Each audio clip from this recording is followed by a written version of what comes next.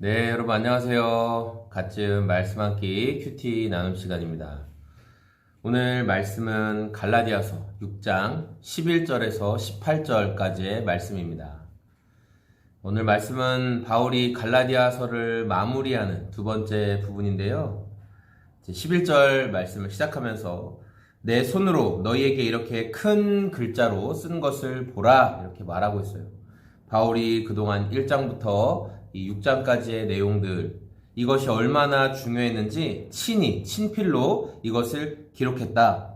그리고 큰 글자로 기록했다. 여기에는 여러 가지 해석이 될 수 있겠지만 이 손으로 친히 썼다. 그만큼 내가 중요하고 이건 누가 위조한 게 아니고 다른 사람의 생각이 아니라 하나님이 나에게 주신 계시, 또 하나님께서 나를 사도로 부르신 내가 너희에게 이것을 친히 썼고, 그리고 큰 글자, 이것은 바울이 눈이 안 좋아서 글자를 크게 썼다, 그런 성경 해석자들도 있지만, 저는 큰 글자라는 것의 의미를 강조하는, 중요하게 생각해서 강조하는 그런 필사가들이 그렇게 쓴 그런 의미로 보면, 바울이 갈라디아서를 통해 했던 이 복음의 교훈, 다시 유대의 율법주의로 돌아가려고 하는 이 갈라디아 성도들을 향해서 정말 애타는 마음으로 썼다는 것을 알 수가 있죠.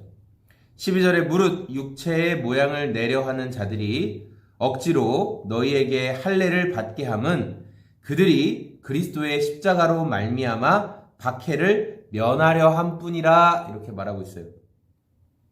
그러니까 이 교회에 들어와서 거짓 교훈을 가르치는 이 거짓 교사들은 예수님을 믿어야 한다, 그거에 대해서 반대한 게 아니었어요. 그래, 예수님 믿어야지. 그런데 예수님도 믿어야 되지만 율법도 지켜야 돼 라고 말했어요. 그런데 이들이 예수님도 믿어야 하지만 율법도 지켜야 돼 라고 말한 이유에는 여러 가지가 있죠. 이들의 동기, 이들이 이런 주장을 했던 동기, 왜 그랬냐? 그것은 자신들의 그런 외적인 율법을 잘 지켜서, 모세의 율법을 잘 지켜서 거룩해 보이는 그런 것들을 사람들에게 보여주고 싶어서, 타인들에게 보여주고 싶은 그런 의미가 있었어요. 또 하나는 뭐냐면 자신들이 이 로마 제국 안에서 여러 가지 것들을 지켜내면서 오직 그리스도만이 유일합니다, 오직 예수님만이 유일합니다 라고 말하지 않고, 로마에서 인정하던, 로마에서 용인하던 뭔가 유대교와 비슷한 라인을 타는 것 같으면서도 거기에 예수님을 하나 더 믿는 그런 느낌으로 해서 로마 제국 안에서의 보호를 받으려고 하는 게 있었고, 거기에 또 하나는 뭐예요? 강경한 유대인들, 그러니까 예수님을 인정하지 않았던 정말 아주 근본적인 유대주의자들한테는 우리도 율법 지킵니다, 우리도 율법 지키고 있습니다 라고 말해서 뭐예요?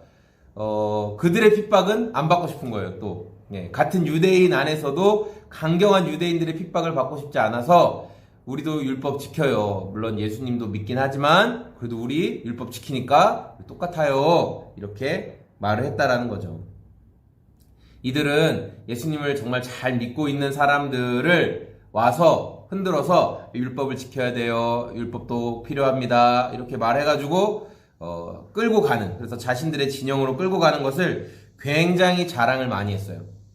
그런데 바울은 14절에 이렇게 말하죠.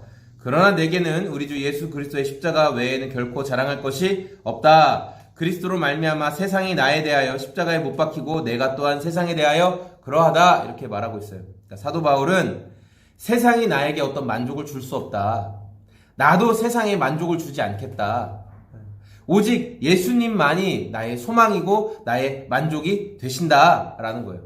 그렇다고 바울이 세상 법과 질서를 다 무시했냐? 그건 아닙니다. 그런 식으로 해석하시면 안 돼요. 사도 바울이 세상의 법과 질서와 또 하나님의 어떤 질서 가운데 세우신 그 왕과 통치자들을 다 저주하고 다 혁명을 일으키고 다 뒤집어 엎어라, 그런 말 하지 않았어요. 오히려 바울은 종들이 주인에게, 상전에게 순복하고, 그리고 상전들도 종들에게 선하게 대해주고, 왜냐하면 우리의 진짜 상전은 하늘에 계시기 때문에, 눈에 보이는 인간 상전이 우리의 완전한 상전이 아니라 하늘에 계신 하나님, 그 상전을 항상 의식하면서 종도 주인도 통치자도 살아가라. 그렇게 이야기했어요.